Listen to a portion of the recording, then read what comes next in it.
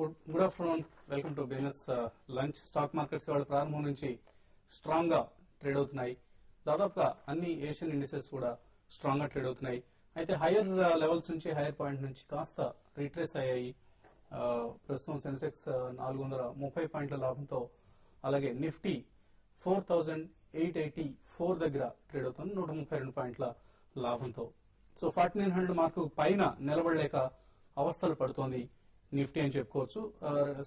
Nifty stocks లో గమనిస్తే Sterlite industries అత్యధికంగా లాభపడింది, 8.6% లాభపడింది. అలాగే axis bank next top gainer గా ఉంది, ఆల్మోస్ట్ 7% లాభంతో ట్రేడ్ అవుతుంది. Tata Motors, Jindal steel, IDFC, DLF, ICICI bank, Hindalco, Kotak bank ఇలా ఇవన్నీ టాప్ గైనర్స్ లిస్ట్ లో ఉన్నాయి. అయితే నష్టపోయిన స్టాక్స్ కేవలం 5 కనిపిస్తున్నాయి నిఫ్టీలో. భారతీయ ఎయిర్టెల్ టాప్ లూజర్ గా కనిపిస్తుంది, 4% నష్టపోయింది, 351 దగ్గర ట్రేడ్ అవుతుంది. అలాగే అంబుజా సిమెంట్స్, హీరో మోటోకార్ప్, ర్యాన్ బ్యాక్సీ ఈ 4 స్టాక్స్ నష్టాల్లోనే. బీపీసీఎల్ ఆల్మోస్ట్ ఫ్లాట్ గా ట్రేడ్ అవుతుంది. సో ఇంగ్లాండ్ కి చెందిన 12 బ్యాంకుల రేటింగ్ ఏజెన్సీ మూడీస్ తగ్గించింది. అలాగే మరొక 9 పోర్చుగీస్ బ్యాంక్స్ రేటింగ్ కూడా మూడీస్ తగ్గించడం జరిగింది. దీంతో యూరోపియన్ ఇండిసెస్ ఫ్లాట్ గా ప్రారంభమై ప్రస్తుతం మిశ్రమంగా ట్రేడ్ అవుతున్నాయి, కొంత నెగిటివ్ బయాస్ తోనే ట్రేడ్ అవుతున్నాయి. అలాగే మన మార్కెట్స్ లో ఓ దశలో సెన్సెక్స్ 533, నిఫ్టీ 164 పాయింట్లు లాభపడ్డాయి. అక్కడి నుంచి కొంత రీట్రేస్ అయ్యాయని ఇందాక అనుకున్నాం మనం. So bank Nifty of all the sectors, bank Nifty 320 పాయింట్లు లాభపడింది. అయితే ఇందులో పబ్లిక్ సెక్టర్ బ్యాంక్స్ మాత్రం ఇప్పటికీ ఇంకా కోలుకోలేదని చెప్పుకోవాలి. ఇవాళ state bank of India shares కూడా ఆల్మోస్ట్ లెస్ దాన్ 2% మాత్రమే లాభపడ్డాయి, ఇంత మార్కెట్ పెరిగినప్పటికీ కూడా. అలాగే ఇతర banks like Punjab national bank కావచ్చు, ఇతర పబ్లిక్ సెక్టర్ బ్యాంక్స్ లో అంతగా మనకు లాభాలు కనపట్లేదు compare to the private sector banks. So banks, realty, auto వంటి రేట్ సెన్సిటివ్ స్టాక్స్ ఇవాళ లాభాలు ట్రేడ్ అవుతున్నాయి. మెటల్స్ లో ప్రత్యేకంగా షార్ట్ కవరింగ్ బాగా కనిపిస్తుంది. స్టెర్లైట్ టాప్ గెయినర్ గా ఉండడమే దీనికి ఒక ఉదాహరణగా చెప్పుకోవచ్చు. వాల్యూమ్స్ ఇప్పటికే ఆల్మోస్ట్ 82,000 crores ను అధిగమించాయి. సో ఎక్కువగా ఇండెక్స్ స్టాక్స్ లోనే యాక్షన్ కాన్సన్ట్రేట్ అయిందని చెప్పుకోవచ్చు. Mid cap, small cap stocks కొంత అండర్ పెర్ఫార్మ్ చేస్తున్నాయి. Mid cap, small cap indices just 1.8% మేరకే లాభపడటం గమనిస్తున్నాం. సో కరెన్సీస్ లో గమనిస్తే డాలర్ కాస్త బలహీనపడింది, 78.46 వద్ద ప్రస్తుతం డాలర్ ఇండెక్స్ ఉంది. అండ్ రూపీ డాలర్ ఈక్వేషన్ కూడా 49.21 దగ్గర ఉంది. సో ప్రతి డాలర్ కు 49.21 ప్రస్తుతం ఎక్స్చేంజ్ రేట్ గా నడుస్తుంది. ఇక మార్కెట్స్ పరిస్థితిలో మాట్లాడేందుకు మనతో అనలిస్ట్ సిద్ధంగా ఉన్నారు. సో నిఫ్టీ ఒక కీలకమైన 4920 or 4930 whatever it is chartist చెప్పే రెసిస్టెన్స్ లెవెల్ ఏదైతే ఉందో దాన్ని అధిగమించే అవకాశాలు ఎంతవరకు ఉన్నాయంటారు? చాలా డిఫికల్ట్ గానే కనిపిస్తుందండి. ఎందుకంటే మనం మార్నింగ్ కూడా మెన్షన్ చేసాం అనమాట, 4920, 4940 బ్యాండ్ చాలా స్టిఫ్ రెసిస్టెన్స్ ఆఫర్ చేస్తుంది. అయితే నిఫ్టీ ఫ్యూచర్స్ లో కూడా మనం చూసాం, ఆ బ్యాండ్ లోకి రాగానే సెల్లింగ్ ఎమర్జ్ కావటం అనమాట. ఆ తర్వాత కంటిన్యూస్ గా నిఫ్టీ ఫ్యూచర్స్ 4900 పైన ఉన్న స్పాట్ నిఫ్టీ మాత్రం 4900 క్రాస్ అవ్వలేకపోతుంది లాస్ట్ 1.5 hour నుంచి అనమాట. అయితే ఆన్ డౌన్ సైడ్ కూడా స్పాట్ నిఫ్టీకి 4880 దగ్గర సపోర్ట్ కనిపిస్తుంది. 4860, 4880 బ్యాండ్ స్ట్రాంగ్ సపోర్ట్ జోన్ కూడా. కాబట్టి ఆ లెవెల్ సస్టైన్ చేసుకోగలిగితే end of the day positions carry చేయొచ్చు. బట్ అదర్వైజ్ మాత్రం ఇంట్రా వీక్ ప్లేయర్స్ ఎవరున్నారో వాళ్ళైతే ప్రాఫిట్ బుక్ చేసుకోవడం అడ్వైజబుల్. అయితే రిమార్కబుల్ గా మనం వాళ్ళ మార్కెట్ లో చూసేది ఏంటంటే ఫ్రంట్ లైన్ స్టాక్స్ లో సెలెక్టివ్ బయింగ్ ఉంది, కానీ అది మిడ్ క్యాప్ లో కానీ ఇటు స్మాల్ క్యాప్ లో కానీ స్పిల్ ఓవర్ అవ్వట్లేదు. చాలా వరకు mid cap, small cap stocks కూడా చాలా ఫ్లాట్ గా ట్రేడ్ అవుతున్నాయి. ఫ్రంట్ లైన్ లో చూస్తే కనుక ప్రైవేట్ బ్యాంక్స్ మీరు మెన్షన్ చేసినట్టే చాలా స్ట్రాంగ్ గా ట్రేడ్ అవుతున్నాయి. మార్నింగ్ కూడా మనం చెప్పాం, ఐసిఐసిఐ, యాక్సిస్ లాంటి రేటింగ్ ఏజెన్సీస్ ఆ రేటింగ్ సస్టైన్ చేసినాయి కాబట్టి అవి బెటర్ గా ఉండొచ్చు పిఎస్యూ బ్యాంక్స్ కంటే చెప్పేసి. సిమిలర్లీ వాళ్ళ సిమెంట్ కూడా రెసిలియంట్ గా ఉంది. అండ్ సెలెక్ట్ మెటల్ స్టాక్స్ అంటే నాన్ ఫెరస్ మెటల్స్ అనమాట, ఎస్పెషల్లీ లైక్ కాపర్ కానీ, అల్యూమినియం కానీ ఇలాంటి కంపెనీస్ అన్ని కూడా బాగున్నాయి, like Sterlite, Hindalco. Most probably non ferrous metal shares ఇంకాస్త స్టీమ్ కూడా రావచ్చు అని చెప్పేసి అని అనుకుంటున్నాను. ఎందుకంటే గ్లోబల్ కమోడిటీ ప్రైజెస్ కూడా ఫర్మ్ అప్ అవుతున్నాయి ఎల్ఎంఈలో నాన్ ఫెరస్ మెటల్స్ అనమాట. ఇన్ జనరల్ మార్కెట్స్ మాత్రం కాస్త మార్నింగ్ గ్యాప్ అప్ ఓపెనింగ్ ఏదైతే వచ్చిందో అక్కడి నుంచి రేంజ్ బౌండ్ గా ట్రేడ్ అవుతుంది. ఎండ్ ఆఫ్ ది డే వరకు కూడా అదే రేంజ్ మెయింటైన్ చేసుకోవచ్చు అనుకుంటున్నాను. యూరోప్ లో మాత్రం ఫ్లాట్ గా ఓపెన్ అయినాయి కాబట్టి markets end of the day మన మార్కెట్స్ ఐదర్ షార్ట్ కవరింగ్ వస్తే కాస్త 4900 పైన క్లోజ్ అవుతుంది. బట్ అదర్వైజ్ షార్ట్ కవరింగ్ రాకుండా ప్రాఫిట్ బుకింగ్ అంటే వస్తే గనక డెఫినెట్లీ క్లోజర్ టు 4860 4880 మధ్యలో క్లోజ్ అవ్వచ్చు అని చెప్పేసి అని అనుకోండి. సో కమాడిటీస్ లో గమనిస్తే బేస్ మెటల్స్ బాగా పెరగడం గమనిస్తున్నాం. బట్ ప్రెషస్ మెటల్స్ లో మాత్రం కొంత సబ్డ్యూడ్ గా కనిపిస్తున్నాయి, both gold and silver. Of course gold మనం వెన్స్డే చూసిన లెవెల్ నుంచి చూస్తే ఇవాళ ఎక్కువగా కనిపిస్తుంది, కానీ బట్ అదేదో నిన్ననే అయిపోయింది మనం అందరం సెలవు తీసుకుంటున్న సమయంలో. ఓవరాల్ గా చూస్తుంటే మనం నిన్న చెప్పుకోవడం జరిగింది, కాంట్రాక్ట్ ఎక్స్పైరీ ఉంది, అక్టోబర్ కాంట్రాక్ట్ ఎక్స్పైరీ వలన మనము ఎస్టర్డే డే బిఫోర్ ఎస్టర్డే కొంత డౌన్ సైడ్ చూడడం జరిగింది. మా డే బిఫోర్ ఎస్టర్డే అయితే ఎస్టర్డే న్యూ కాంట్రాక్ట్ బిగినింగ్ నుంచి ఆల్మోస్ట్ సిల్వర్ చూసినట్లయితే 5% రికవరీ రావడం జరిగింది. అదేవిధంగా బేస్ మెటల్స్ కూడా చైనా మళ్ళా బేస్ మెటల్స్ బయింగ్ చేస్తుంది మా వార్తలతో కొంత అప్ సైడ్ ట్రెండ్ రావడం జరిగింది. అదేవిధంగా ఎల్ఎంఈలో కూడా కొంత బయింగ్ సపోర్ట్ వస్తున్నటువంటి న్యూస్ కారణంగా బేస్ మెటల్స్ కొంత అప్ ట్రెండ్ రావడం జరిగింది. అయితే ఓవరాల్ గా చూసినట్లు కూడా మీడియం టు లాంగ్ టర్మ్ లో కొంత బేస్ మెటల్స్ పాజిటివ్ ఉన్నప్పటికీ ఇంట్రాడే ఈ రోజు కనుక ట్రెండ్ గా చూసినట్లయితే నికెల్ అండ్ కాపర్ లో కొంత కరెక్ట్ అయ్యే ఛాన్సెస్ కనిపిస్తున్నాయి. అండ్ క్రూడ్ ఆయిల్ గా చూసుకున్నట్లయితే ఆల్మోస్ట్ ఎల్ఎంఈ ఎనర్జీ డేటా వచ్చినప్పటి నుంచి కొంత -4.7 పాయింట్ స్టోరేజ్ షార్టేజ్ రావడంతో కొంత క్రూడ్ ఆయిల్ లో అప్ ట్రెండ్ రావడం జరిగింది. ఆల్మోస్ట్ 4114 వరకు వచ్చే అవకాశాలు కనిపిస్తున్నాయి. ఆ రేంజ్ నుంచి కొంత డౌన్ సైడ్ వచ్చే ఛాన్సెస్ కనిపిస్తున్నాయి. ఇక అగ్రి ప్రొడక్ట్స్ గా చూస్తుంటే టర్మరిక్ బాగా రికవరీ కావడం జరిగింది. అయితే ఈ రేంజ్ లో 5042 రేంజ్ నుంచి కొంత మళ్ళీ డౌన్ సైడ్ వచ్చే ఛాన్సెస్ ఎక్కువగా కనిపిస్తున్నాయి. కాలర్స్ కొంతమంది లైన్ లో ఉన్నారు. సుబోధ్ హైదరాబాద్ నుంచి first caller. Hello. Hello, good afternoon అండి. Good afternoon. ఇది నాకు గోల్డ్ గురించి తెలుసుకోవాలని ఉంది సార్. నేను ఏ రేట్ లో గోల్డ్ కొనుక్కోవచ్చు అని చెప్పి ఫిజికల్ గా సార్. ఫిజికల్ గా? అవును సార్. ఎంత కొందాం అనుకుంటున్నారండి? నేను 1 కేజీ కొనుక్కొని లాంగ్ టర్మ్ కోసం పెట్టుకుంటాం అని చెప్పి చూస్తున్నాను సార్. నేను 22 నుంచి 28 దాకా ట్రేడింగ్ చేస్తూ వచ్చానండి.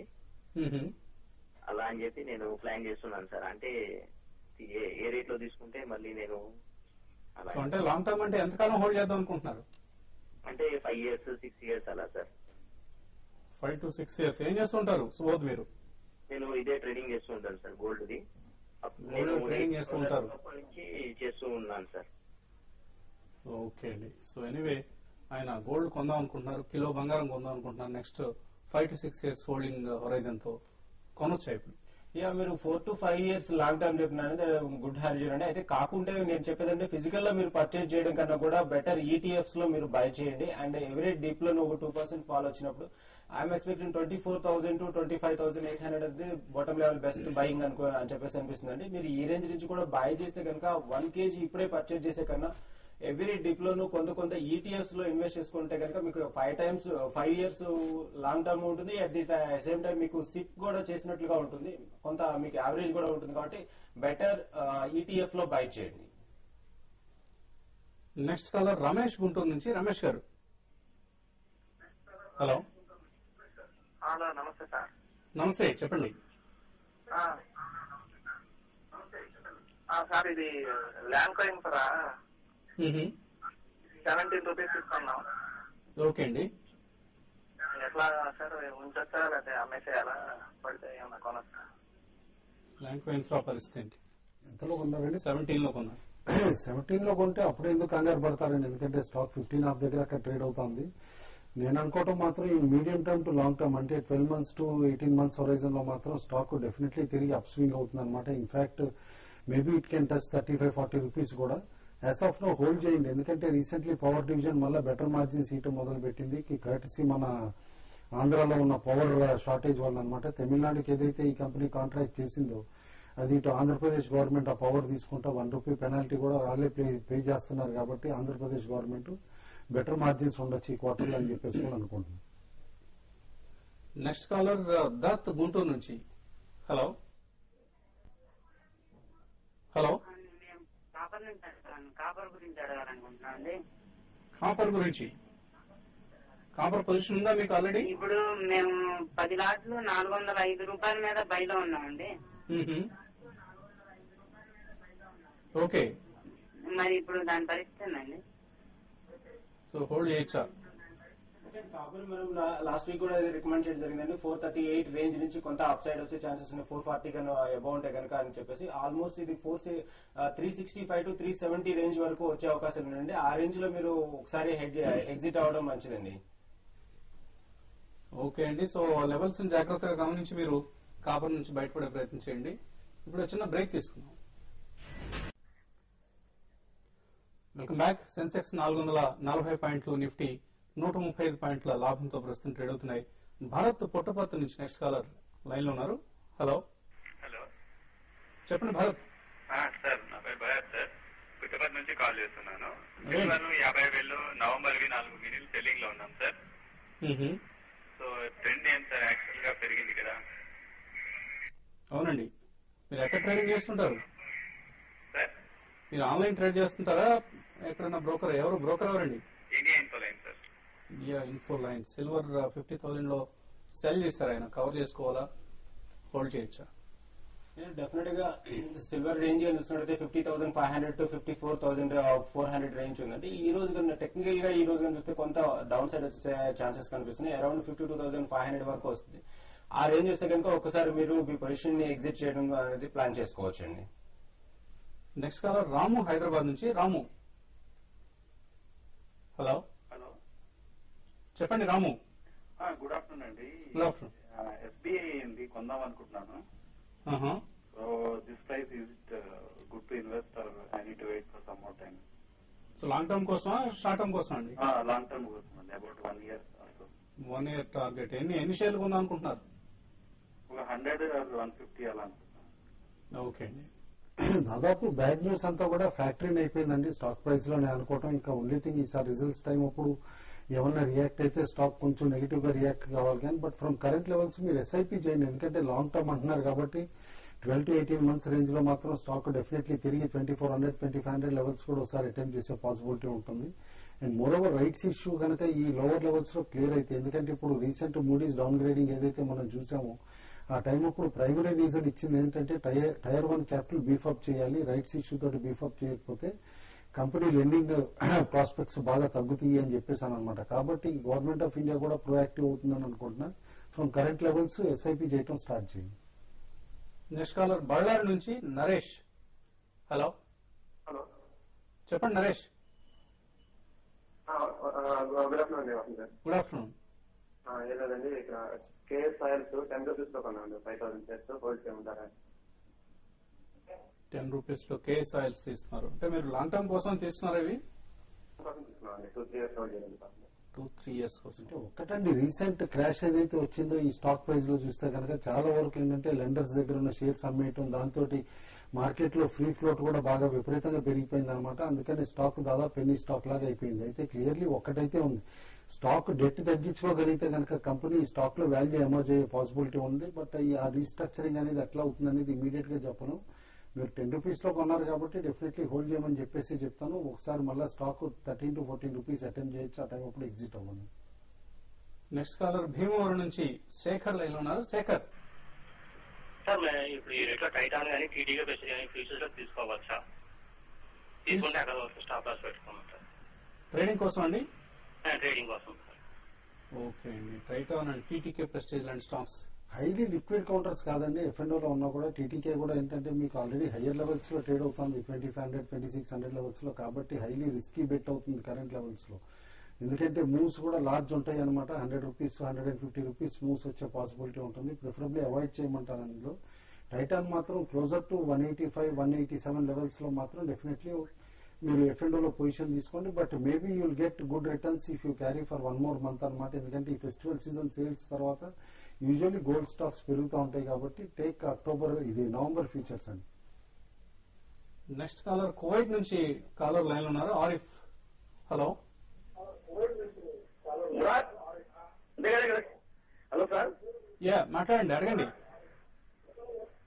సార్ ఏమైనా కువైట్ లో, ఇప్పుడు కువైట్ లో నేను బంగారు 2002 లో కొన్నాను సార్.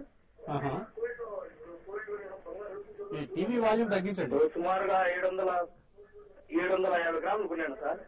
ఓకే అండి. సార్ ఇప్పుడు ఏమైనా అమ్మేటట్టయితే ఇంకా ధర ఏమైనా తెలుసా సార్? ఇది అమ్మేద్దాం అనుకుంటున్నారు ఇప్పుడు? అంటే మీరు బిస్కెట్ లాగా కొనుక్కున్నారా? లేదా మెటీరియల్ సార్, అంతా మెటీరియల్ సార్, మామూలుగా గాజులు, ఆర్నమెంట్స్, ఇవన్నీ మెటీరియల్స్ కాకుండా సార్. సో ఇది అమ్మేసి క్యాష్ చేసుకుందాం అనుకుంటున్నారు మీరు ఇప్పుడు?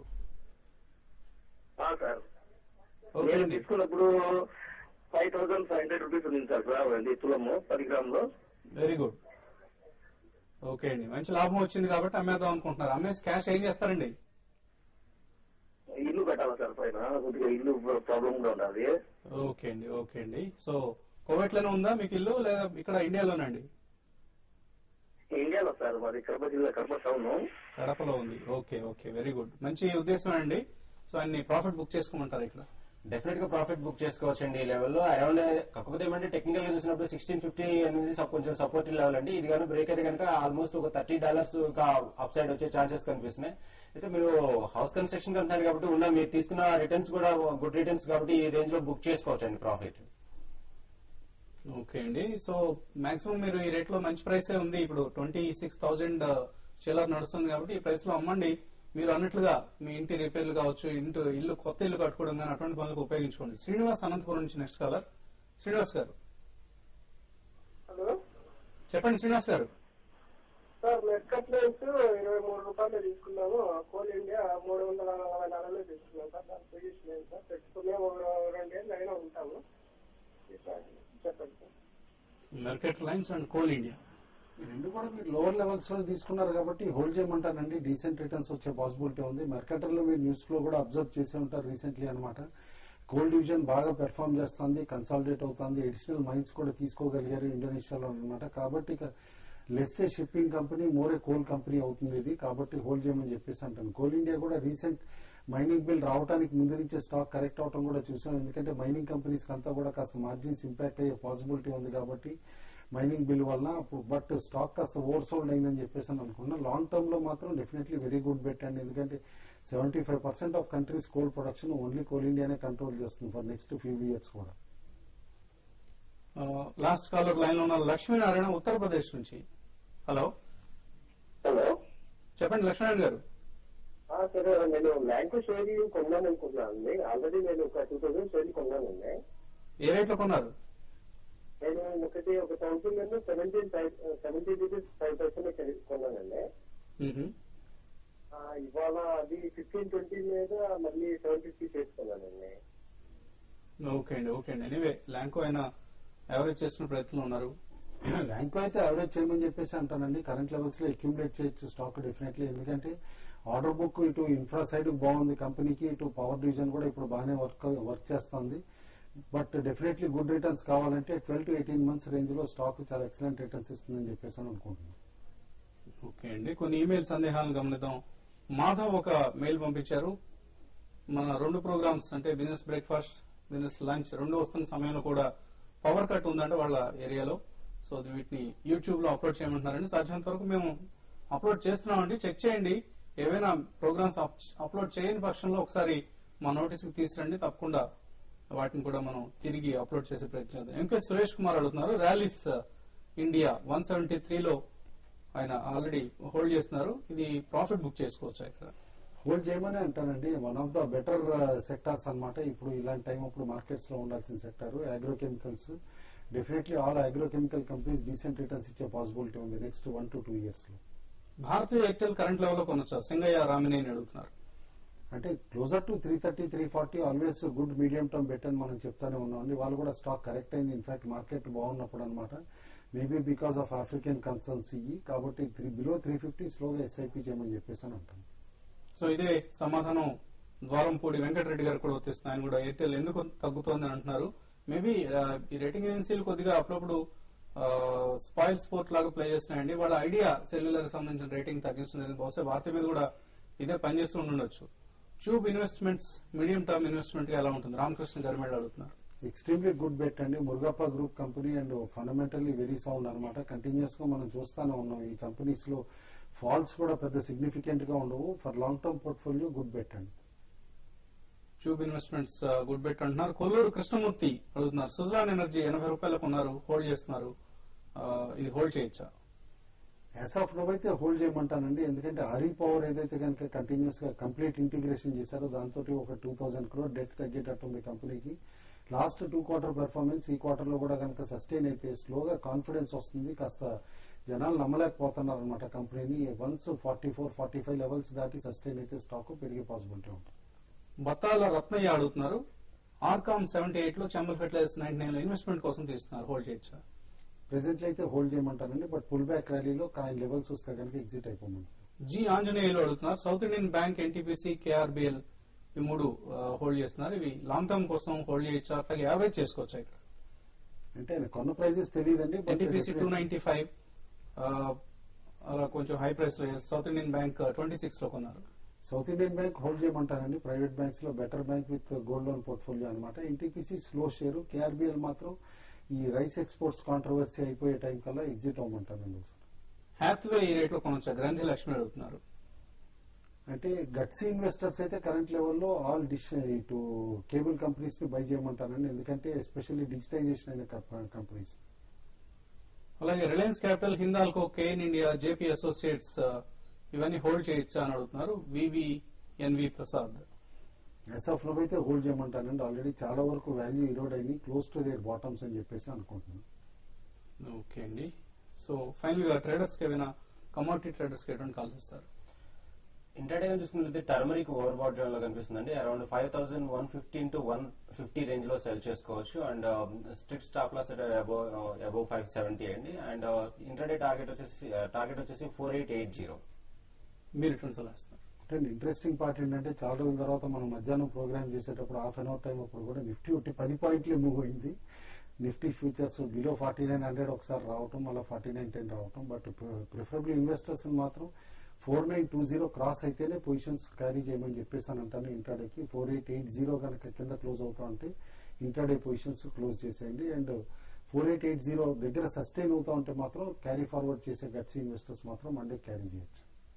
సో మార్కెట్స్ స్టేబుల్ గా ట్రేడ్ అవుతున్నాయి, బ్రెడ్త్ కూడా స్ట్రాంగ్ గా ఉంది. అయితే వీకెండ్ డే కాబట్టి కొంచెం ఓవర్ నైట్ పొజిషన్స్ తీసుకునే వాళ్ళు మాత్రం జాగ్రత్తగా ఆలోచించి తీసుకోవాల్సిన అవసరం ఉంది. అలాగే కుటుంబంలో చెప్పిన లెవెల్స్ కూడా జాగ్రత్తగా వాచ్ చేయండి. ఇది వాటి బిజినెస్ లంచ్. తిరిగి మండే మార్నింగ్ బిజినెస్ బ్రేక్ఫాస్ట్ లో కలుద్దాం. ఈలోగా రేపు సాయంత్రం 7:30కి నల్గొండలో TV5 PCS సెక్యూరిటీస్ సంయుక్తంగా నిర్వహించిన ఇన్వెస్టర్ సమిట్ రికార్డెడ్ వెర్షన్ ప్రసారం ఉంటుంది. తప్పకుండా చూడండి, మిస్ కావద్దు. అలాగే సండే రోజు మార్నింగ్ 10:30కి మనీ జోన్ లో ఇన్ఫ్లేషన్ కి సంబంధించిన అంశాలపై ఫైనాన్షియల్ అనలిస్ట్ వివికే ప్రసాద్ అందించే వివరాలను చాలా ఆసక్తికరంగా ఉంటుంది ఆ ప్రోగ్రామ్. తప్పకుండా వాచ్ చేయండి. సో తిరిగి మండే మార్నింగ్ బిజినెస్ బ్రేక్ఫాస్ట్ లో కలుద్దాం. Have a nice weekend.